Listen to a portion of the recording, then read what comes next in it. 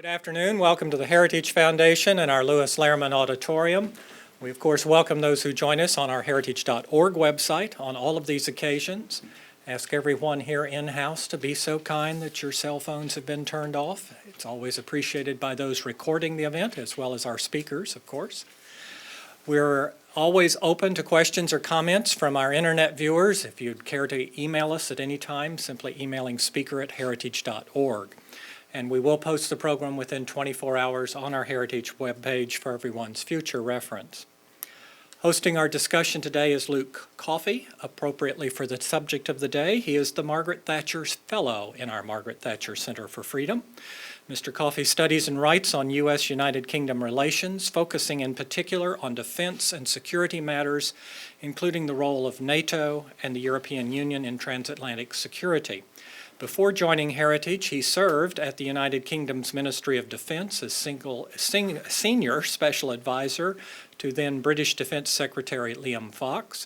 He was the only non-British citizen appointed by Prime Minister Cameron to provide advice to senior British ministers. Prior to this, Mr. Coffey worked in the House of Commons as an advisor on defense and security issues for the Conservative Party of Britain. His work in British politics followed service to the United States as a commissioned officer in the Army, stationed in Italy with the Army's Southern European Task Force. Please join me in welcoming my colleague, Luke Coffey. Luke?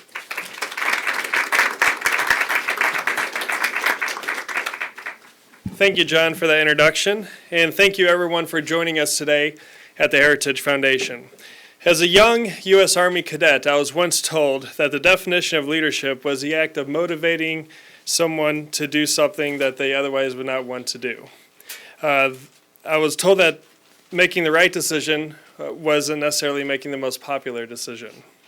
I was taught that leadership is about selflessly acting in the best interests of those that you lead. It is about inspiring and motivating those around you to achieve a common goal, and that is about taking responsibility for what goes well and what goes badly. From liberating the Falkland Islands to dealing with unions, powerful unions, trying to bring Great Britain to its knees, Lady Thatcher proved that she was a leader every single day.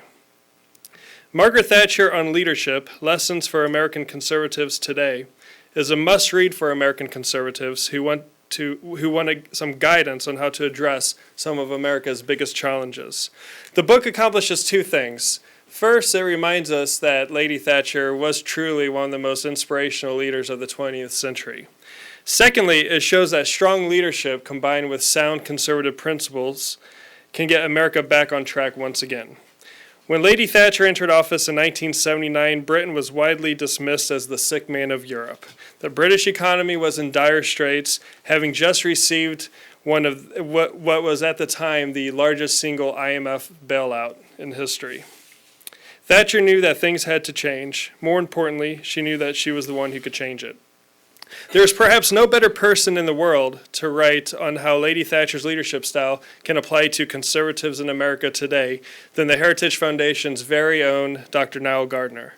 After graduating with a PhD from Yale, Nell went on to work as an aide to Lady Thatcher, focusing on international affairs. During this time, he assisted Lady Thatcher with her last book, Statecraft: Strategies for a Changing World. Nell joined the Heritage Foundation in 2002. And in 2005, he helped to establish the Margaret Thatcher Center for Freedom, the only center in the world that bears her name. And he has served as the director of the center ever since. During this period, Nell has testified in front of Congress on numerous occasions, has served on 2 presidential campaigns. He has gained a reputation as one of the strongest defenders of conservatism on either side of the Atlantic. Nell's experience with Lady Thatcher and his deep understanding of the challenges facing the United States today means that he is uniquely qualified to speak on this subject. And I'm not just saying this either because he's my boss. So please join me in welcoming Dr. Nell Gardner. Thanks very much, Luke. Thank you very much, everybody, for joining us here at the Heritage Foundation today. I'd like to kick off, actually, with a tribute video to Margaret Thatcher, commemorating her achievements and her legacy, put together by the Heritage Foundation's team. So we're going to start with this short video. In the spring of 1979, in the wake of Britain's winter of discontent, Margaret Thatcher's Conservative Party won a landslide victory. The Iron Lady took the helm of a fading Britain, the sick man of Europe, as it had come to be known. But she refused to accept that decay was inevitable and that the job of the British government was to manage decline. Britain, she believed, could do better. Some socialists seem to believe that people should be numbers in a state computer. We believe they should be individuals. We're all unequal. No one, thank heavens, is quite like anyone else, however much the socialists may pretend otherwise. And we believe that everyone has the right to be unequal. But to us, every human being is equally important. And while she had no shortage of critics, The Prime Minister is aware that I detest every single one of her domestic policies, and I've never hid that. I think that the honourable gentleman knows that I have the same contempt for his socialist policies as the people of East Europe who have experienced it. she was secure in her faith that her conservative vision was right. One of the great debates of our time is about how much of your money should be spent by the state and how much you should keep to spend on your family. If the state wishes to spend more, it can do so only by borrowing your savings or by taxing you more. And it's no good thinking that someone else will pay. That someone else is you. She knew what Ronald Reagan knew, that free markets and a free people are the best defense against tyranny, and that peace comes through strength, not accommodation. Mr. Speaker, wars are not caused by the build-up of weapons. They are caused when an aggressor believes he can achieve his objectives at an acceptable price. America now stands at a crossroads. One path leads to deficits, decreasing influence, and decline. The other, a renewed American dream we all want. Mr. Chairman, people want to live in peace. Real, lasting peace. The peace that comes from independence of the state and being able to run your own life, spend your own money, and make your own choices.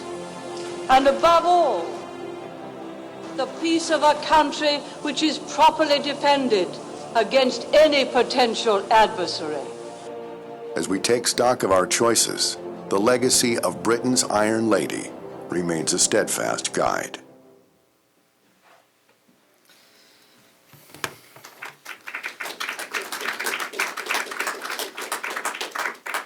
I must say Margaret Thatcher is a hard act to follow. Just an incredible lady, and I had the honour of working for Lady Thatcher for several years before I moved to the Heritage Foundation, as Luke mentioned, in 2002. And it was a tremendous a privilege just to be in her presence, one of the truly great figures of our time. And from a young age, actually, I was a huge admirer of Margaret Thatcher. As a student in high school, I campaigned actively, actually, for Lady Thatcher. And I worked on numerous election campaigns for the British Conservative Party. As a graduate student at Yale, I had a massive poster of Margaret Thatcher on my wall. And as you can imagine, that was quite unusual in a place like Yale. And students would actually come from all over campus just to see it. And I still have that poster. It is absolutely fantastic. I think I once took it to Lady Thatcher herself to sign. And it was therefore a dream come true when I had a phone call after I completed my doctorate in history, asking if I would be interested in coming in for an interview at Lady Thatcher's private office. And this was it's over a decade ago now. And Margaret Thatcher was working on her final book, Statecraft, and she needed someone to assist her with that book. And so I went in for an interview. with Lady Thatcher's Chief of Staff, Mark Worthington, and also with Robin Harris, Thatcher's chief advisor. And the first interview went very well, fortunately. And I was invited back for a second interview with the Iron Lady herself. And this was a truly daunting experience, but also a tremendously exciting experience. And I spent 45 minutes being interviewed by Margaret Thatcher. And she used to say that she would decide within 30 seconds whether she liked someone or not. She formed instant opinions about people and would decide almost on the spot whether she trusted somebody. And so going in for this kind of job interview, as you can imagine, was quite an extraordinary experience. Fortunately, I think she liked me, and I was given the job. She had actually read very closely a book written by my advisor at Yale, Paul Kennedy, who had written a book called The Rise and Fall of the Great Powers. And during the interview, when I mentioned Paul Kennedy, she actually said, "Yes, I know that man, I know that book." And she immediately got off a chair and she went over to a bookcase in the corner to find the book. And she literally went down on her hands and knees looking for this book. And she pulled out, firstly, another book written by a senior figure in the Conservative Party at the time. I won't name him, but she pulled out the book. She said, "I don't like that man." She threw the book across the room. She then pulled out Paul Kennedy's book, and then she showed it to me. And she had actually marked up almost every page of the book. And she used to go through books with a pen, just like this here, actually, and she would write notes all over them. And so, fortunately, she liked this book, and I got the job. So I had the good fortune of working in Lady Thatcher's private office in Belgravia in London, which is not far from Victoria Station, and ironically opposite the German embassy. And of course, she had very strong opinions about the Germans. And it was really actually a very small, very intimate office. Actually, there were only 3 of us on the private staff of Lady Thatcher's office on the political side. In addition, there were a couple of secretaries. She had a personal assistant known as Crawfy, who's featured in the Iron Lady film, in case any of you have seen that. And she had a security team of special branch officers. And also Sir Dennis had his office around the corner, and he was affectionately known by Lady Thatcher as DT. And we would all refer actually to Lady Thatcher as Lady T. And that's how we would address her.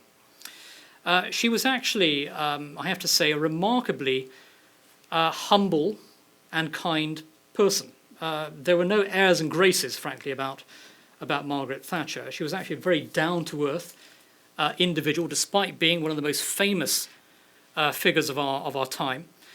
But at the same time, she was the Marilyn Monroe of the political world.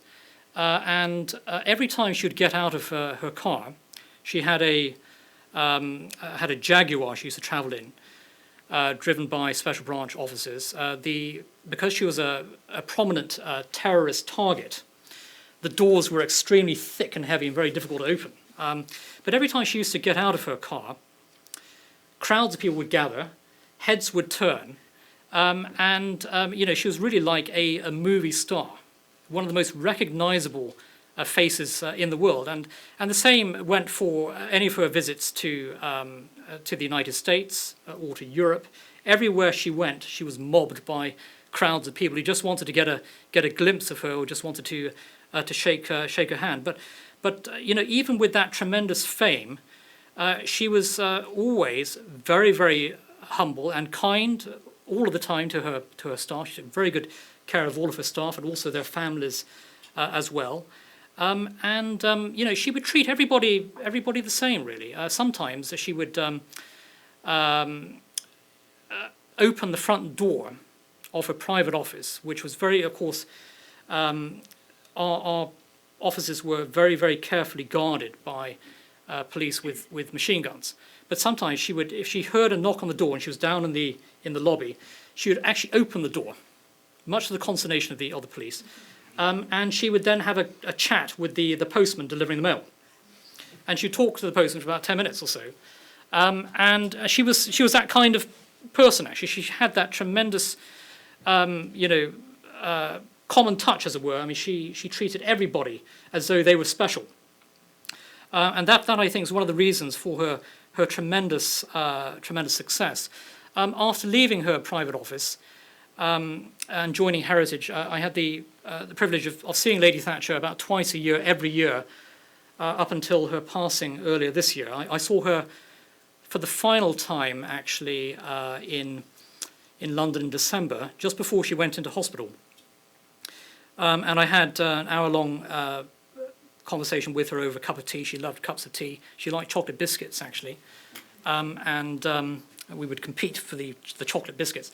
And she was actually in a very, very cheerful mood. She was very, very calm and collected. It was very clear, I think, that, in my last meeting with Lady Thatcher, that, she felt that she had done all that she could possibly do for her country, for the sake of conservatism. And I felt in that final meeting this might be the last time that I would ever see her. And unfortunately, she passed away in April. And I attended the absolutely magnificent funeral ceremony for Lady Thatcher held in St. Paul's Cathedral.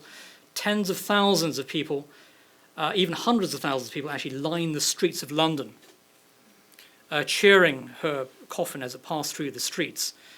And following the ceremony in St. Paul's, which was a beautifully moving ceremony, as her casket was carried out by members of the Britain's armed forces, she loved Britain's military, there was a huge cheer from the crowd outside. And this cheer echoed all the way through the cavernous St. Paul's Cathedral. And it was a demonstration, I think, of the huge affection that most British people feel for Margaret Thatcher. And those who opposed her policies, I think at least they respected the achievements of the Iron Lady. And she was somebody who, frankly, saved Britain from what many thought at the time was terminal decline. I mean, she rescued this great nation. She put the great back into Britain. And I'd just like to talk briefly about her key achievements as Prime Minister. And, with very good reason, she was recognised alongside Sir Winston Churchill really as the greatest British Prime Minister of our time. She was, of course, the first woman Prime Minister of Great Britain, the longest continuously serving Prime Minister of the 20th century. She won 3 general elections in a row. She never lost a general election. She implemented a political revolution in Britain known as Thatcherism, which was all about small government. It was all about low taxes. It was about really returning power back to people, back to businesses, and away from government. Britain in the 1970s was a basket case. It was known as the sick man of Europe. It was in such an appalling state in the 1970s that at one stage it had to go for a loan from the IMF. And you can imagine the humiliation for this great country, a nation that had once held sway over a third of the world's surface. And it was brought literally to its knees by socialist big government policies in the 1970s. And Margaret Thatcher vowed to reverse those policies.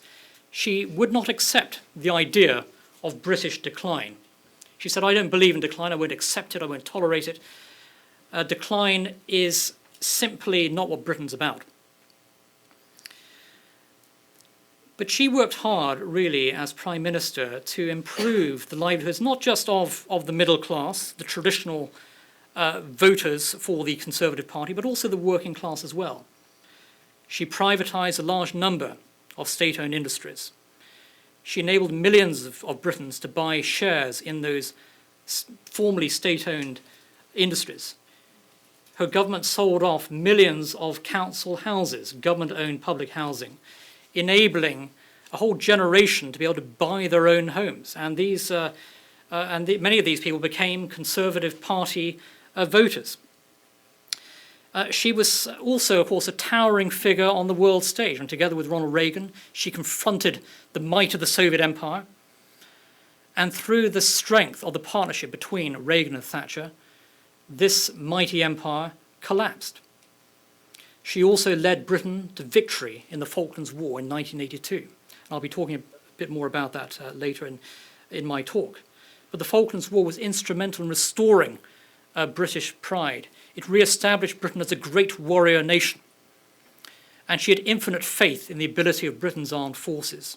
But that victory in the Falklands, of course, was based upon Margaret Thatcher's rebuilding of Britain's armed forces, increasing defence spending after the defence cuts of the 1970s. And it's a demonstration that if you want to go to war, you have to be prepared to fight those wars by investing years ahead in military capability. Otherwise, you're simply not going to be able to fight and win those wars.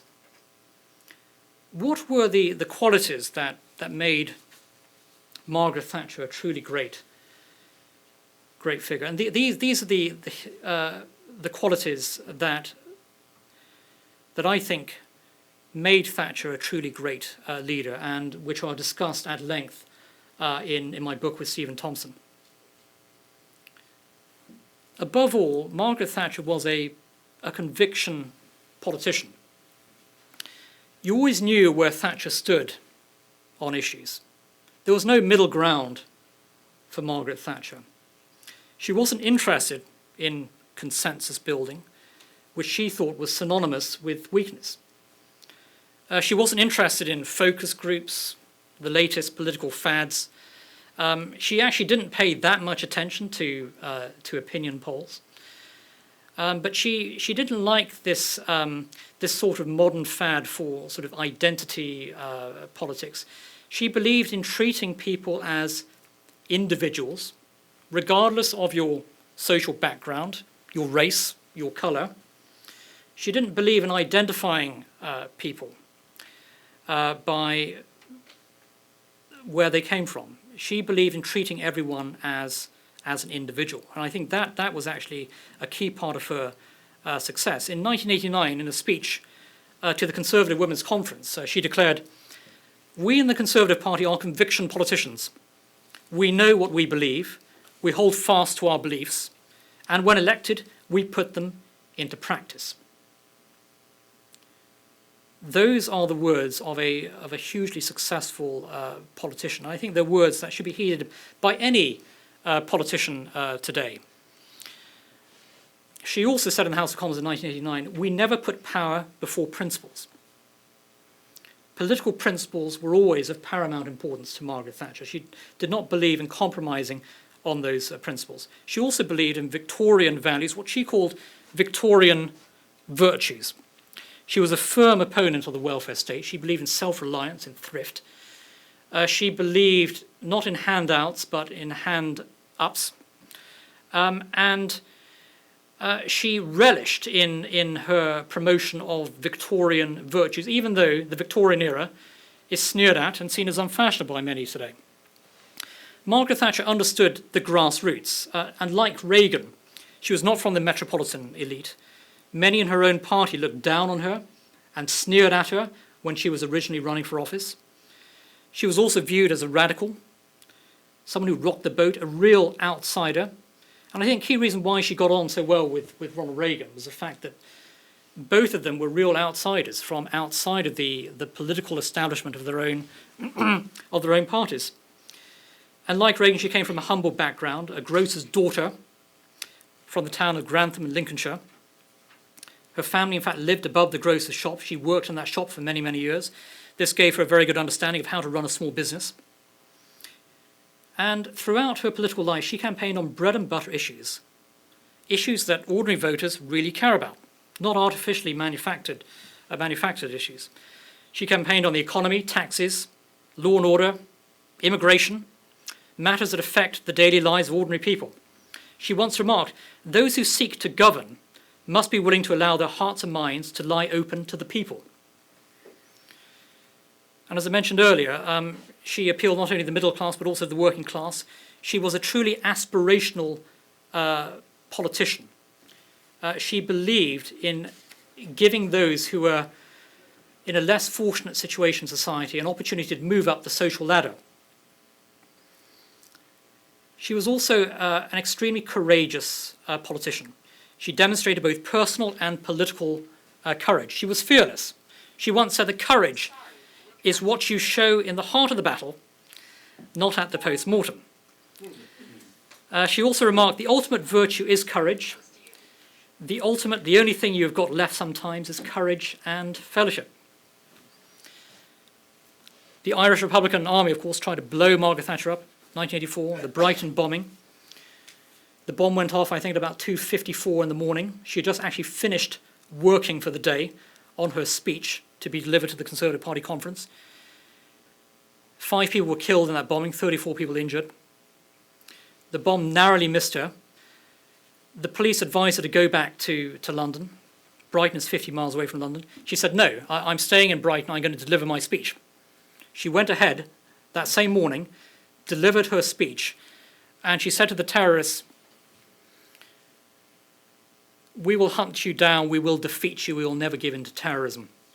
She had extraordinary courage, and she was an absolutely fearless politician. She also stood up, of course, to the trade unions who had dominated the British economy in the 1970s. And she also took on the might of the Soviet Empire. And in this aspect, she was greatly inspired by the achievements and leadership of Winston Churchill. Churchill was always her idol.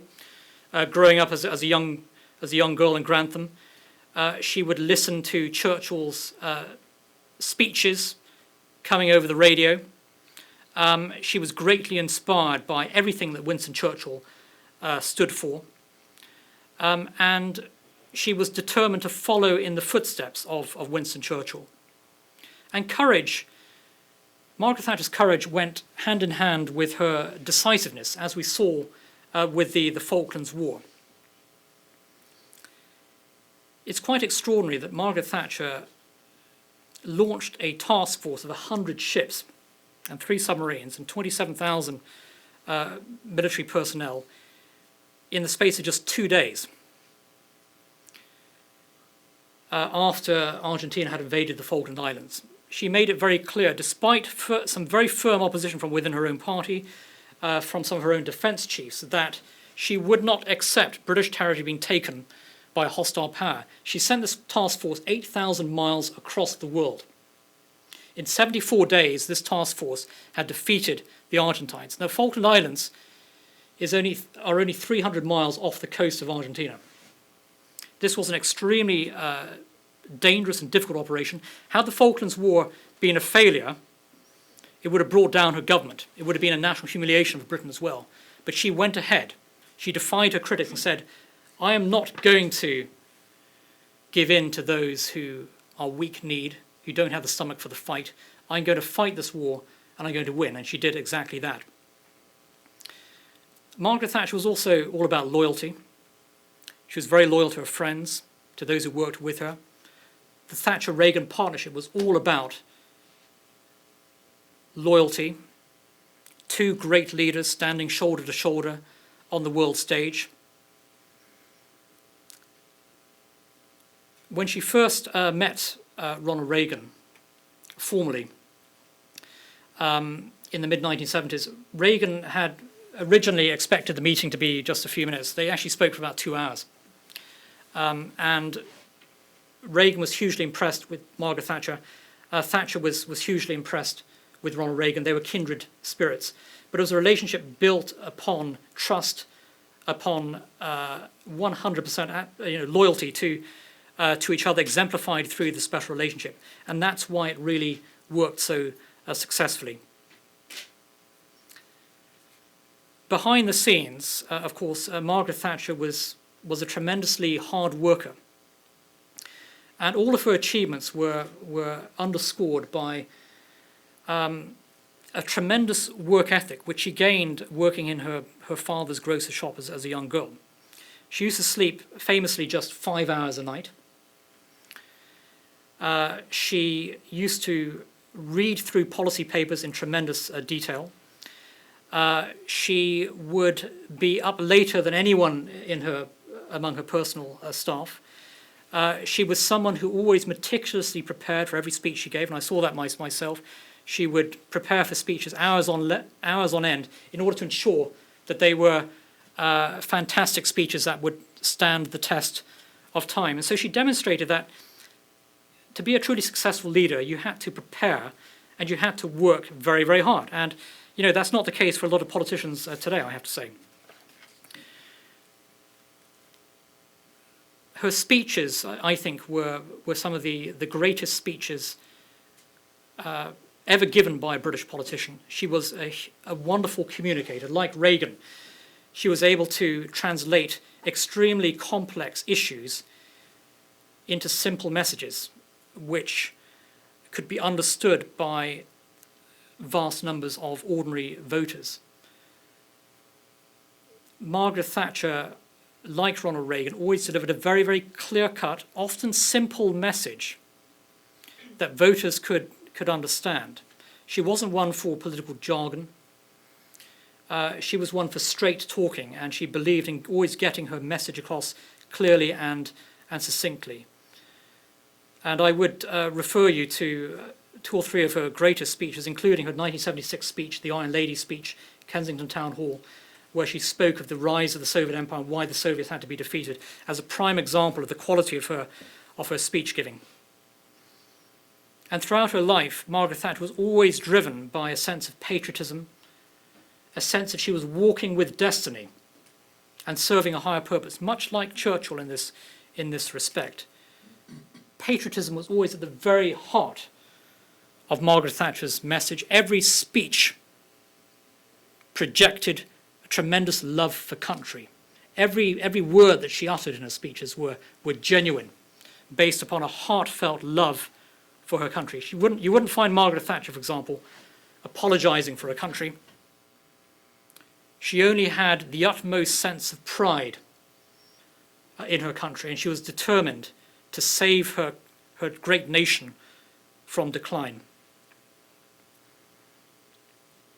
I'd like to quote a speech she gave to the General Assembly of the Church of Scotland, where she said, "There is little hope for democracy if the hearts of men and women in democratic societies cannot be touched by a call to something greater than themselves." And Margaret Thatcher felt that she was put on earth for a reason, for a mission.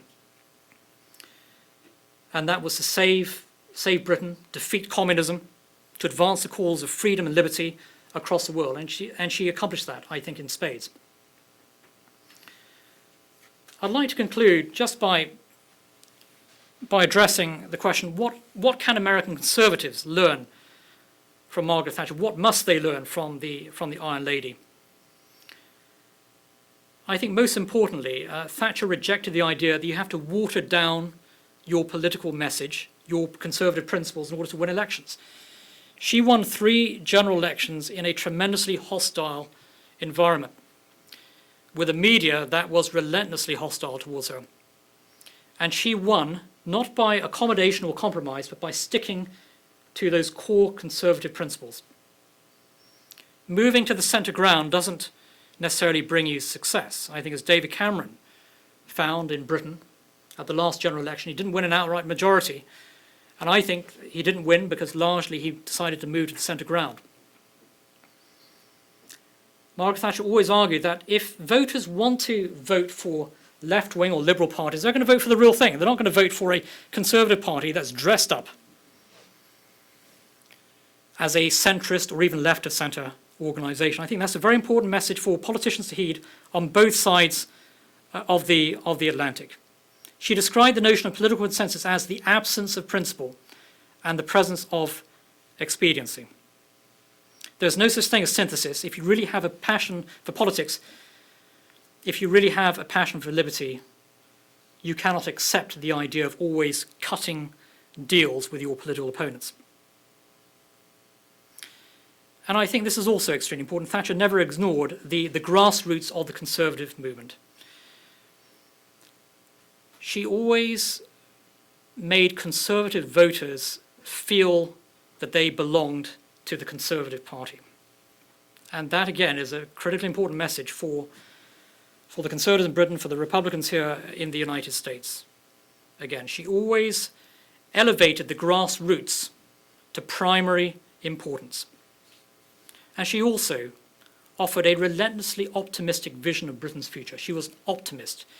And she gave a message that was one of aspiration, one of tremendous hope and optimism in Britain's future. And I think voters really liked that. She wasn't a negative campaigner.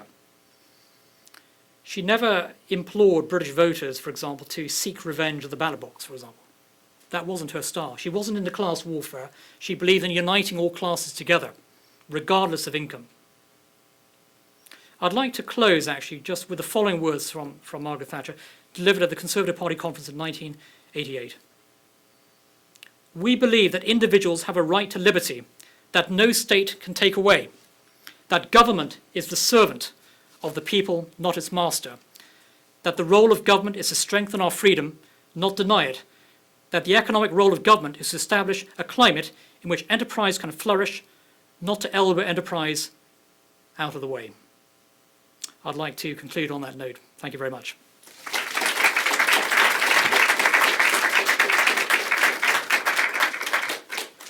I'd now like to actually welcome onto the stage for some brief remarks my friend and colleague Stephen Thompson, and my co-author. Stephen is a veteran of congressional politics in Washington over many decades. He's worked in the past for the Republican National Committee, for the Joint Economic Committee, and even for the Department of Labor as well, I might add. Stephen was educated at the London School of Economics, the University of California, and holds his PhD from Cambridge University. And as an Oxford graduate, I won't hold that against Stephen, but I'd like to welcome Stephen onto the stage to say a few words.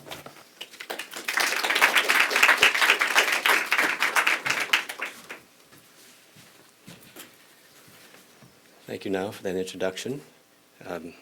You said Lady T is a hard act to follow, but you being the leading Thatcherite in America is also a hard act to follow. Margaret Thatcher was the biggest influence in my life. I lived in Britain from 1981 to 1989, and again from 92 and 93. She had been Prime Minister for 2 years when I arrived in August of '81. She had been leader of the Conservative Party since 1975. And as was shown in the video, now as described, the 1970s were dreadful in Britain. The country was close to bankruptcy. Bureaucrats from the International Monetary Fund essentially ran the country. The entire decade was plagued with what's now called the British disease, which is 3 decades of socialism. Socialists believed they could control the means of production. Economic policy was guided by the theories of John Maynard Keynes, that you could spend, tax, and run deficits and debt, and there'd be no effect for the economy. But reality set in by the late 70s and early 80s. A confidential British cabinet document, which was circulated during the summer I arrived, and this was read by Margaret Thatcher and others, wrote, over the past 10 years, prices have risen by 275%, and money incomes by 335%, but real output only by 16%. The British had to borrow, tax, and inflate, that is, beg, borrow, and steal, really, to get by. When Lady Thatcher moved into 10 Downing Street in May of '79, she inherited a disaster. I have a secret to reveal. When I first went to Britain in 1981, I was still a Keynesian. One of the first places I visited in London was actually Keynes's old house at 46 Gordon Square in Bloomsbury, now part of the University of London.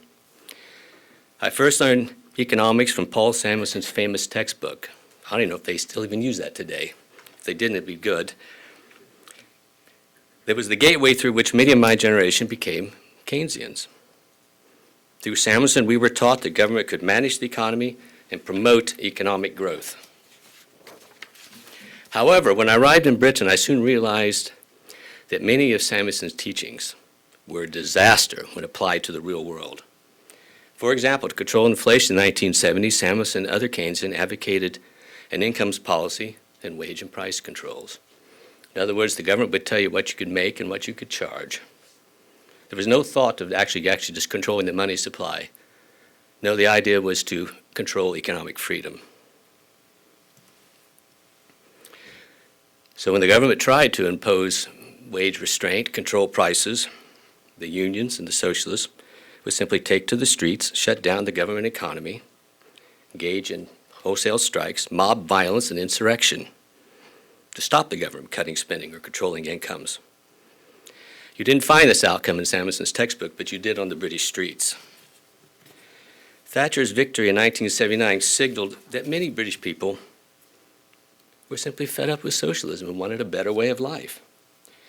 She always appealed to British patriotism. Britain was a great country, she reminded voters.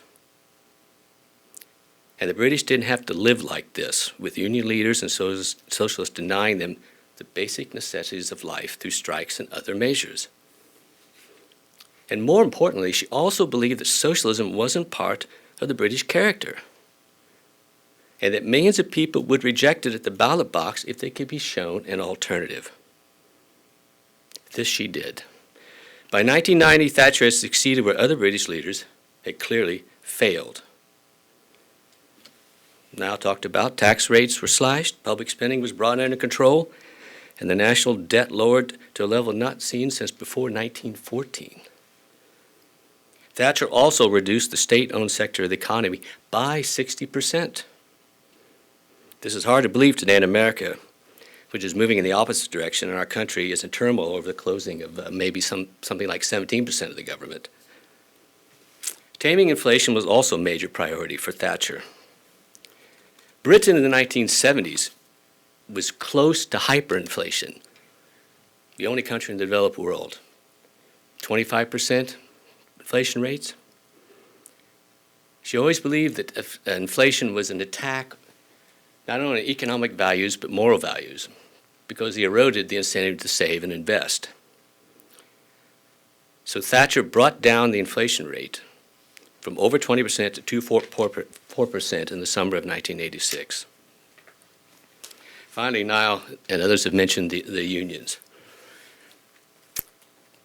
Many of them had been infiltrated by radical socialists and communists at the time. But Thatcher confronted them and brought them under the rule of law. After the coal miners' strike in 1984-85, which Thatcher successfully ended after a protracted struggle, the number of strike days dropped dramatically. It should be remembered that a Conservative MP actually said in 1976, no government in Britain can hope to succeed today without the goodwill of the unions. This view was not shared by Lady Thatcher, who said in an interview in 1979, "By God, I'll confront them." And by God, she did. The hard-left leader of the miners' union, Arthur Scargill, never knew what hit him, and he never recovered. The result of these accomplishments was that the British economy began to flourish in the 1980s under Thatcher in a way no one could have predicted in the 1970s. As an American living in Britain in the 1980s, I was enthusiastic about the success of Margaret Thatcher. After all, my life was improving along with the British while I lived there. But it wasn't just a booming economy that led me to become a Thatcherite. There were far more fundamental reasons. First, unlike a lot of politicians, Margaret Thatcher was principled and had core convictions and never wavered. I liked this immediately. For those of us who have worked in politics, this may come as a shock, but some politicians will say one thing and do another. For example, if you like your insurance, you can keep it. Not Margaret Thatcher. You could bank on what she said.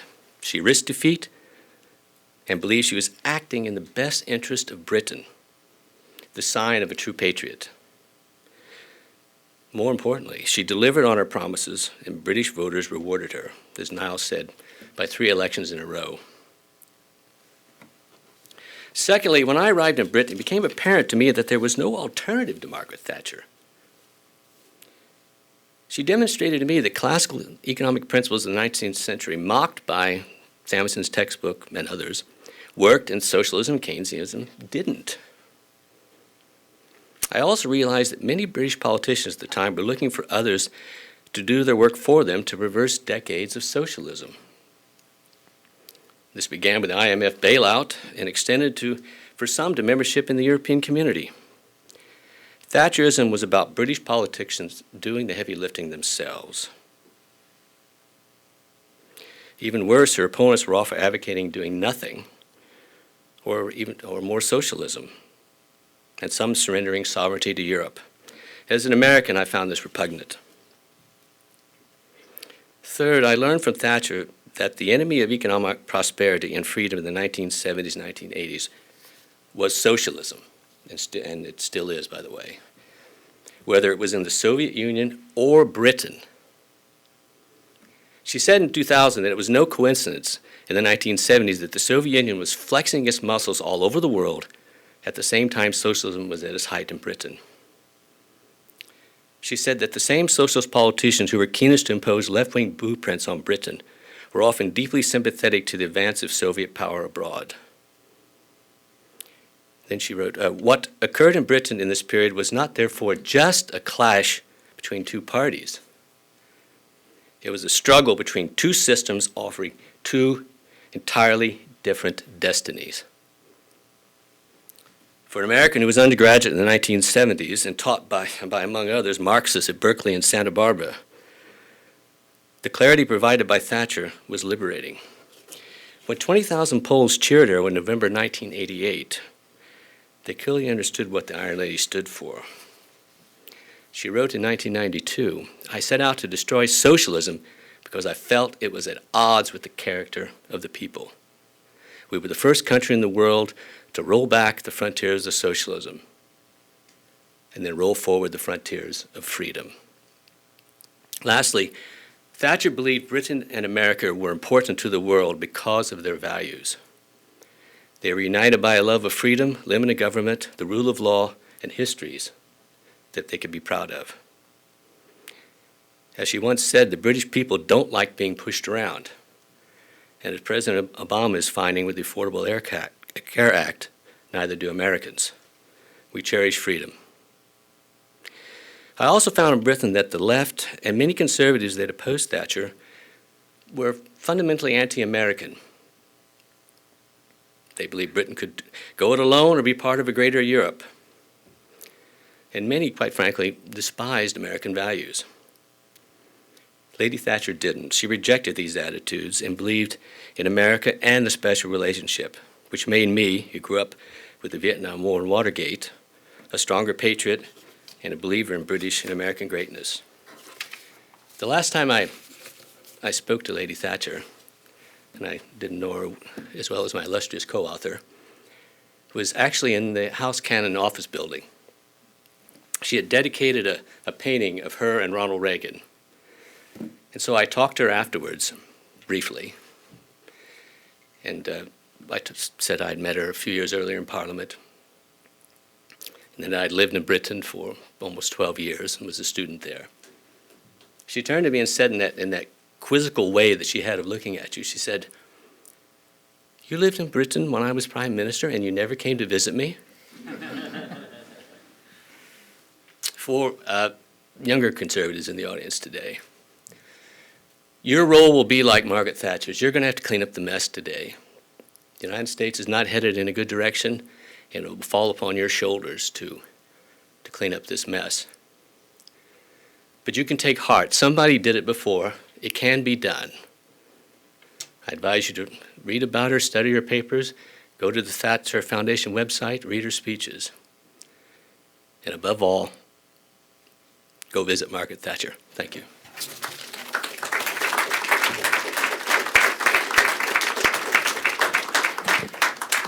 Right, we have a few minutes for some questions. I will take the liberty of asking the first one. We know that there's a lot of discontent in the UK right now regarding the undemocratic nature of the European Union. And we know that David Cameron has pledged a referendum in 2017 on Britain's membership in the European Union. And what the UK decides is very important to the United States because of our close relationship. We know that the administration has been focusing heavily on encouraging Britons to stay in the EU. So how should American conservatives view this issue? That's an excellent question, Luke, and a very important question in Britain today. And it should be an important issue in Washington as well. Margaret Thatcher believed that Britain's future should lie outside of the European Union. She was convinced of this in her final years, that Britain should enjoy the fruits of freedom, and you can't be free when you're shackled to the European Union. And I think it's very unfortunate that in recent months you've seen a number of interventions by senior US officials, including by the White House itself, and numerous interventions by the new US ambassador to London and the previous US ambassador to London, basically arguing or basically saying that it's in America's interest for Britain to remain in the European Union. Now, this has actually provoked quite a backlash in the British press. There's a lot of outrage in the UK at what is perceived to be blatant interference, actually, by the US government in the referendum debate issue in the United Kingdom, a very sensitive issue in Britain. And it's really, I think, backfired very significantly upon the Obama administration. It's also, of course, completely the wrong message to be sending. I'm of the view that it's in America's interests for Britain to be outside of the European Union. A free Britain that is able to stand shoulder to shoulder with the United States, that is not shackled to Brussels, is in the US national interest. And I do think that the entire message being sent by Washington at the moment to Britain is completely the wrong message. And it's also, of course, perceived by many British people as interference in an internal political debate. So on both scores, I think the administration has rather shot itself in the foot. Great, thank you. If you could raise your hand and identify yourself, the gentleman here in the middle there. Yes, I'm with the Heritage Foundation Civil Rights Working Group. I wanted to ask Mr. Thompson, now that we've got this domestic political problem that you referred to within the Republican Party, you've got a Tea Party that someone last weekend said really didn't want to modify the GOP, it wants to destroy it and maybe replace it. How do conservatives here, who are primarily economic and national defense conservatives, respond to this without either blowing the coalition apart or winding up with, well, the sort of problem Mr. Cameron has now? He's got a coalition government that has a lot of trouble functioning.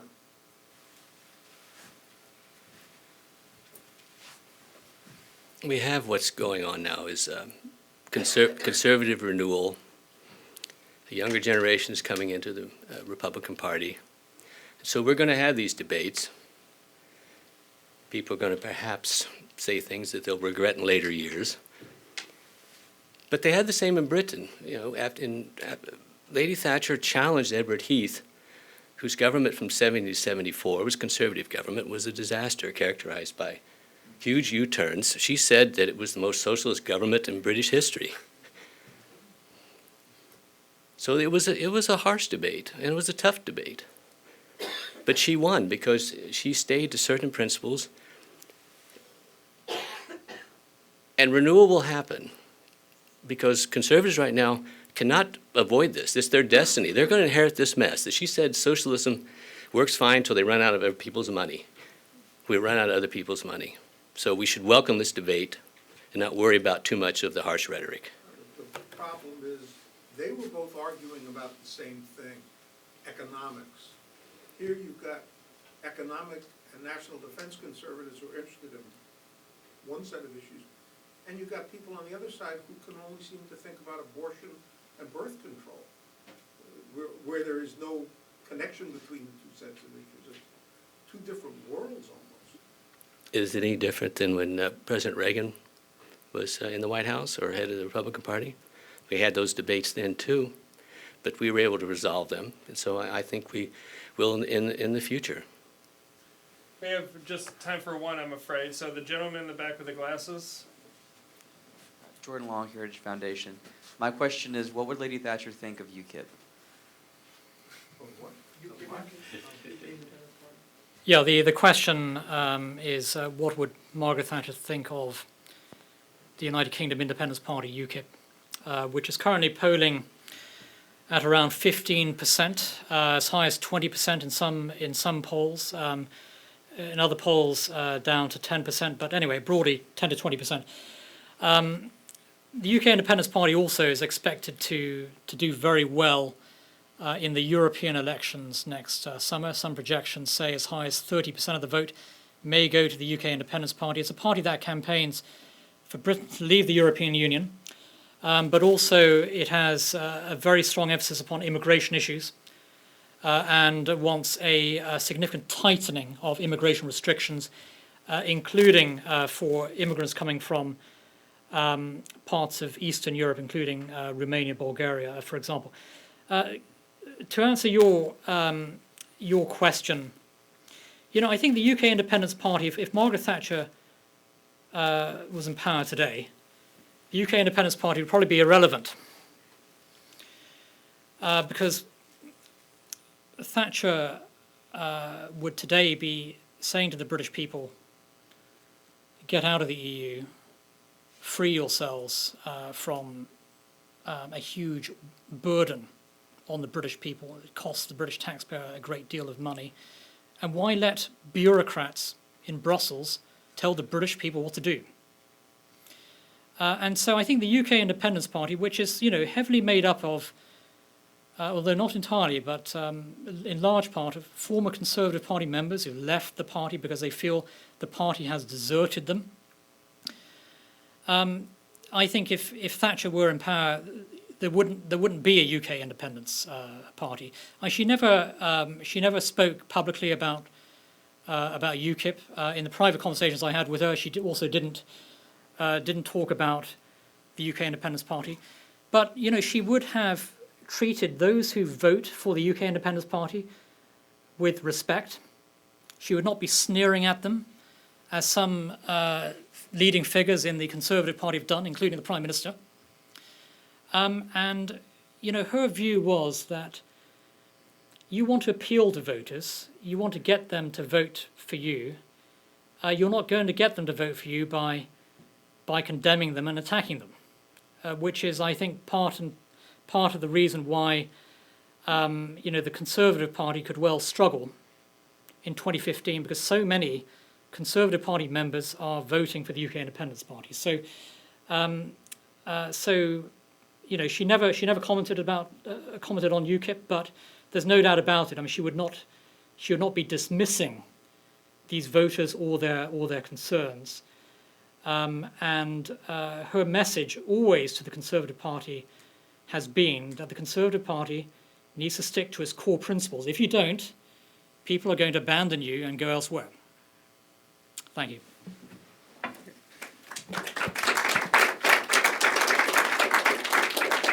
So thank you, Niall. Thank you, Stephen, for those very interesting remarks. This concludes our event today. Remember, we're approaching the holiday season, and there are books outside, and also you can go to Amazon.com. So thank you very much.